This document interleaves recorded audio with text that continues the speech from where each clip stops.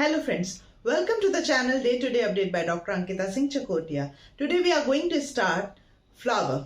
That is a feature, a structure which is precisely associated to angiosperm, as we have already started angiosperm from our previous lecture. So today we are focusing on flower.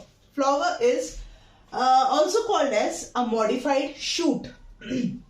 In fact, modified shoot के अलावा इसको हम और भी अगर detailed इसका word कहें तो it's a modified axillary shoot. Now what is this axillary shoot? Shoot modified shoot तक तो समझ में आ भी रहा था, अब ये एक्सिलरी शूट क्या है. अगर हम फ्लावर से ध्यान हटा दें और नॉर्मल एक प्लांट के मेन जो स्टेम होता है उसके बारे में बात करें तो ये स्टेम होता है और यहां से साइड से लीव्स निकलती हैं. ठीक है. Now this leaf and the stem, ये जो एंगल बन रहा है अपर सरफेस ऑफ लीफ और ये स्टेम के बीच में, वो कहलाता है एक्सिल.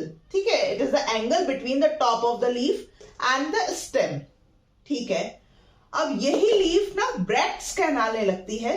ब्रैक्ट्स, BRACTS, ब्रैक्ट्स कहलाने लगती है व्हेन, जब इस एक्सिल से, क्योंकि अभी भी अगर आप ये वाला स्ट्रक्चर भूल जाएं, ठीक है, तो अभी भी यहां पे ये एक्सिल ही है, किंतु जब कोई शूट जो कि अल्टीमेटली क्या बनेगी, फ्लावर बनेगी, तो इस शूट को हम एक्सिलरी शूट कहते हैं. ठीक है. जो कि क्या बनेगी, अल्टीमेटली फ्लावर बनेगी. It's a modified shoot. ठीक. That's why flower is also called as a modified shoot और an axillary shoot. Now flower में जो होता है मेनली इसका जो काम है in angiosperm, it is for the reproductive purpose. ठीक है. Fertilisation, fusion and ultimately the formation of seeds and fruit. किससे होता है, किसकी वजह से होता है? It is all because of flower. ठीक है. क्यों होता है, किस वजह से होता है, ऐसा क्या खास है कि इसी में होता है, क्या खासियत नेचर ने इसको प्रोवाइड की है कि इसी में होता है? तो लेट्स स्टार्ट कि इसके कुछ एक स्ट्रक्चर होते हैं, उनकी वजह से इसमें reproduction, fertilisation, fusion, formation of fruit, सब कुछ इसी में होता है. चार वॉल्स से मिलके बनता है क्या, फ्लावर. अभी वॉल होता क्या है, WHORL जो मैं कह रही हूं वॉल, ये होता क्या है? ठीक है. ये घुमावदार आपस में, जो आप अगर एक सांप का स्ट्रक्चर देखें, वो भी कैसे इस तरह से एक स्पाइरल मैनर में बैठता है. तो घुमावदार जब अरेंजमेंट आपके यूनिट्स का होता है तो उन्हें वॉल कहते हैं. ठीक है. अब इस फ्लावर में चार ऐसे वॉल पाए जा रहे हैं जो कि अलग अलग टाइप के और अलग अलग यूनिट से बने हैं. क्या है ये? नंबर 1 इज कैलिक्स, जो कि बनता है इन जनरल 5 to 7 सेपल्स से. क्या है वो मैं अभी बताऊंगी. कोरोला नेक्स्ट है, जो कि बनता है पेटल से. काउंट ऑफ पेटल्स वेरी करता है फ्लावर टू फ्लावर. एंड्रोशियम, जो कि एक मेल पार्ट है. ठीक है. मेल पार्ट को बनाता है, वो है, बनते हैं स्टेमन से. ठीक है. This is male part. And gynoecium, जो कि एक फीमेल पार्ट है, इस फीमेल वॉल बना रहा है. ठीक है. जो कि बनता है कार्पल से. अब देखिए यहां पे ना फ्लावर का मैंने आधा अधूरा सा स्ट्रक्चर बनाया है जिसमें आपको ये चारों चीजें दिख रही हैं. नंबर 1 इज गाइनेशियम, जो कि कार्पल से बनता है. कार्पल बनता है 3 चीजों से मिलके, स्टिग्मा, स्टाइल एंड ओवरी. ठीक है. ये एक फ्लास्क टाइप का स्ट्रक्चर, जिसका कि सुराही, जो अगर हम बात करें सुराही जैसा स्ट्रक्चर होता है. नेक होगा, ऊपर एक कह लीजिए स्लैब टाइप का, प्लेटफॉर्म टाइप की चीज होती है, जिसपे कि मेल जो पॉलन ग्रेन होते हैं वो आके यहाँ पे बैठते हैं. Because with the help of some insect, with the help of wind, with the help of water, वो आके यहाँ पे बैठते हैं. Ultimately they go inside with the help of a pollen tube. And यहाँ पे आके जो ओव्यूल प्रेजेंट है, यहाँ पे आके होता है fertilisation. So this structure is carpel. ठीक. यही इसके जस्ट बाहर, जस्ट इससे लगा हुआ है थोड़ी से डिस्टेंस पे, होता है स्टेमन, जो कि मिलके बनता है ये जो लोब्यूल टाइप स्ट्रक्चर है, लोब टाइप स्ट्रक्चर है, वो कहलाता है एंथर. और ये धागा जैसा जो कि इसको अल्टीमेटली फ्लावर से अटैच कर रहा है, बाकी चीजों से अटैच कर रहा है, वो कहलाता है फिलामेंट। ठीक है, तो ये है स्टेमन।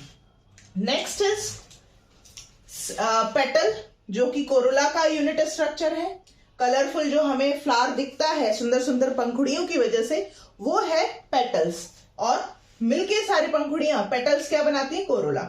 अल्टीमेटली वी हैव कैलिक्स, जो कि खिले हुए फ्लावर में स्पष्ट रूप से नहीं दिखता, आपको पेटल्स के नीचे देखना पड़ेगा कि हाँ ये पेटल्स है, यहाँ पे रहता है। लेकिन यही फ्लावर जब बड स्टेज में होता है, तो ये कैलिक्स उसको पूरी तरह से कवर करके रखता है, प्रोटेक्शन देता है बाहरी एनवायरनमेंट से, कीड़ों से या किसी भी हार्श कंडीशन से। तो और जैसे जैसे फ्लावर बड फ्लावर की तरफ डेवलप होने लगता है, खिलने लगता है, ये कैलिक्स नीचे चले जाते हैं, और इसके जो इंडिविजुअल सेपल जो यूनिट है वो अलग अलग बिखर से जाता है, एक ना होके अलग अलग से बिखर जाते हैं। ठीक है, अब ये सारे स्ट्रक्चर जो मैंने नाम लिए, ये सारे के सारे एक स्टेज टाइप का स्ट्रक्चर होता है, जिसको कि कहते हैं हम थैलेमस।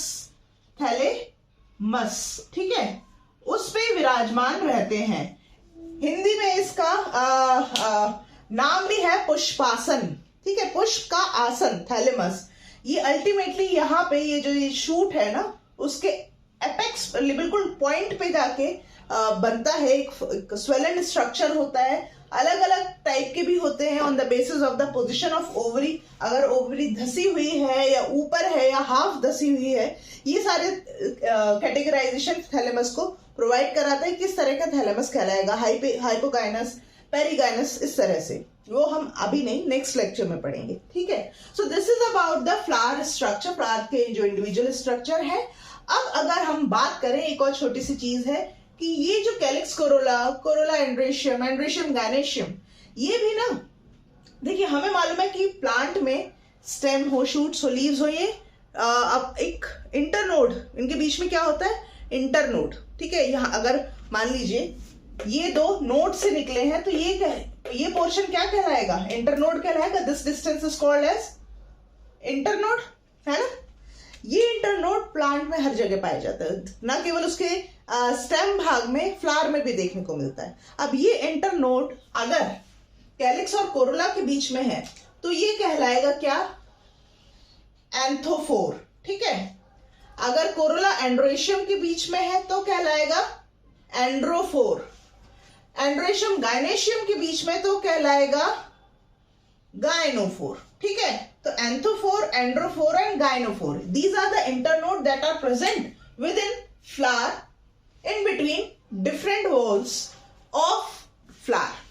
ठीक है, so this is all about the floral structure or the flower of angiosperm. On the basis of the count of sepals, petals and the androecium, gynoecium, इनके फ्लोरल फॉर्मूला बनते हैं, हर एक फैमिली से रिलेटेड है। वो हम आने वाले टाइम में कैसे उसको क्विकली याद कर सके, मेमोराइज कर सके, ये सब हम डिटेल में बात करेंगे। अभी के लिए इतना ही। आई होप मेरा ये लेक्चर अच्छा लगा हो। अगर अच्छा लगा हो तो please hit the like button, share this video with your friend and please subscribe my channel. मिलते हैं आगे के लेक्चर्स के साथ में। Till then stay safe and stay blessed. Bye bye.